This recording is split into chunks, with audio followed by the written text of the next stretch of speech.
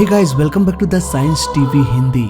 और 2 सितंबर 1859 में एक ऐसा पावरफुल सोलर स्टॉर्म धरती के वायुमंडल में प्रवेश किया कि टेलीग्राफ के वायर्स को जला दिया। इसके बाद 1989 में एक बार फिर से सूरज के चार्ज्ड पार्टिकल का एक तूफान धरती के वायुमंडल में प्रवेश किया। इस सोलर स्टॉर्म ने पूरे कनाडा के इलेक्ट्रिक इंस्ट्रूमेंट को नुकसान पहुंचा दिया, जिसकी वजह से पूरे कनाडा में इलेक्ट्रिसिटी गुल हो गई। सूरज हमारे पृथ्वी से 14,71,30,000 किलोमीटर दूर होने के बावजूद भी धरती के वायुमंडल में प्रवेश करके इलेक्ट्रिक इंस्ट्रूमेंट्स को नुकसान पहुंचा दिया। लेकिन आखिर कैसे इतने दूर होने के बावजूद भी अर्थ पर इतना अधिक प्रभाव डाल पाया? हमें नहीं पता कि ये सोलर स्टॉर्म फिर से धरती पर कब अटैक करेगा और कितने पावर से। क्या हमें इससे खतरा है? हम नहीं जानते। इस तरह के खतरों से बचने के लिए हमें सूरज के बिहेवियर के बारे में, सोलर स्टॉर्म के बारे में, इसके मैग्नेटिक फील्ड को स्टडी करना बहुत ही जरूरी हो गया। फिर क्या था?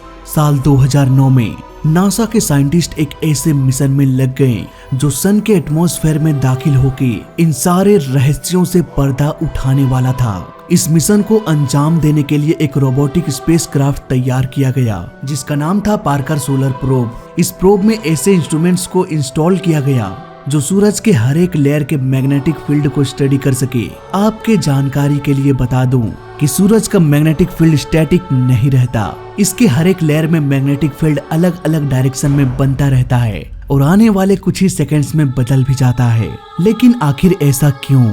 इसका पता लगाने के लिए पार्कर सोलर प्रोब को सूरज के नजदीक जाकर इसके एटमॉस्फेयर में इंटर करके पता लगाना था। इस प्रोब में सोलर विंड के एनर्जी लेवल को भी मेजर करने का इंस्ट्रूमेंट इंस्टॉल किया गया था और पूरे दृश्य को फिल्माने के लिए 2 कैमरे को भी इंस्टॉल किया गया। लेकिन ऐसा करना इतना भी आसान नहीं था, क्योंकि ऐसा करने के लिए उसे सूरज के 10 लाख डिग्री सेल्सियस को झेलना था, तब जाकर ये इसके एटमॉस्फेयर में दाखिल हो पाता। इन सब समस्याओं को देखते हुए नासा के साइंटिस्ट ने इसे खास तरीके से डिजाइन किया। इसके अगले भाग में व्हाइट शील्ड इंस्टॉल किया गया, जिसे कार्बन कंपोजिट मटेरियल से बनाया गया था और अंदर के भाग को कार्बन फोम से बनाया गया। इस प्रोब का व्हाइट शील्ड सन के हीट को रिफ्लेक्ट करने के लिए बनाया गया और इसके पीछे वाटर कूलिंग सिस्टम को भी इंस्टॉल किया गया। लेकिन यहाँ पर एक समस्या आ गई।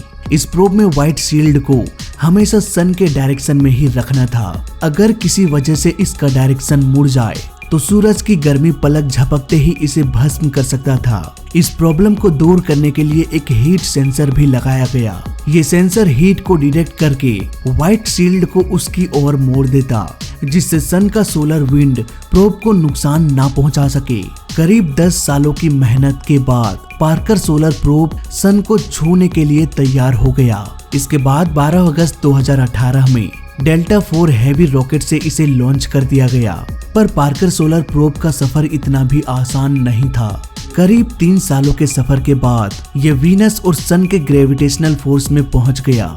इस प्रोब को सन का चक्कर लगाते हुए वीनस के ग्रेविटी का इस्तेमाल करते हुए सन के और नजदीक पहुंचने की कोशिश करने लगा। करीब 7 चक्कर लगाने के बाद 8वें चक्कर में ये कोरोना यानी कि सन के एटमॉस्फेयर में दाखिल हो गया। इस पूरे सफर में लॉन्च के करीब 3 साल बाद इस एयरक्राफ्ट ने पहली बार सूरज को इतना करीब से देखा और पूरी घटना को कैमरे में फिल्मा कर नासा को भेजा। ये फोटोज अपने आप में बेहद खास है। इससे पहले हमने आज तक सोलर स्टॉर्म को इतने करीब से नहीं देखा। पहली बार इसने सन के मैग्नेटिक फील्ड्स को फील किया। बहुत कुछ अभी जानना बाकी है। क्यों सन के सरफेस का टेम्परेचर इतने विचित्र तरीके से बदलता रहता है? क्यों सन का टेम्परेचर 10,340 फ़ारेनहाइट है, लेकिन इसके बाहरी एटमॉस्फेयर का टेम्परेचर इससे करीब 300 गुना अधिक गर्म है? सन की ग्रेविटी को चीरते हुए स्ट्रॉन्ग सोलर फ्लेयर निकलती है और अर्थ के अराउंड सैटेलाइट्स को डैमेज कर देती है। इवन अर्थ के एटमॉस्फेयर में दाखिल होकर इलेक्ट्रिक इंस्ट्रूमेंट्स को भी बर्बाद कर देती है। लेकिन आखिर ये सोलर फ्लेयर कब निकलती है, कितने इंटेंसिटी के साथ निकलती है, और सबसे बड़ा सवाल ये कि कैसे इन सोलर फ्लेयर से बचा जा सके, ये सब कुछ हमारे समझ से परे है। इसके बारे में बहुत कुछ जानना बाकी है। पार्कर सोलर प्रोब का ये सफर जारी रहेगा जब तक ये खुद को सूरज के अंदर समाकर खुद को भस्म न कर दे। एक अनुमान के अनुसार 2025 तक ये सोलर प्रोब सन के सबसे नजदीकी वायुमंडल में प्रवेश कर जाएगा। इसके बाद टेम्परेचर इतना बढ़ जाएगा कि ये प्रोब जल के भस्म हो जाएगा और विशाल आग के गोले में समा जाएगा। ये प्रोब एक महान योद्धा की तरह अपने आप को खत्म करके हमें बहुत कुछ बता जाएगा। इसके द्वारा दिए गए जानकारी हमेशा हमारी मदद करेगा सूरज को समझने में, इसे और भी बेहतर समझने में। फिलहाल इस वीडियो में अभी तक के लिए बस इतना ही। जय हिंद, वंदे मातरम।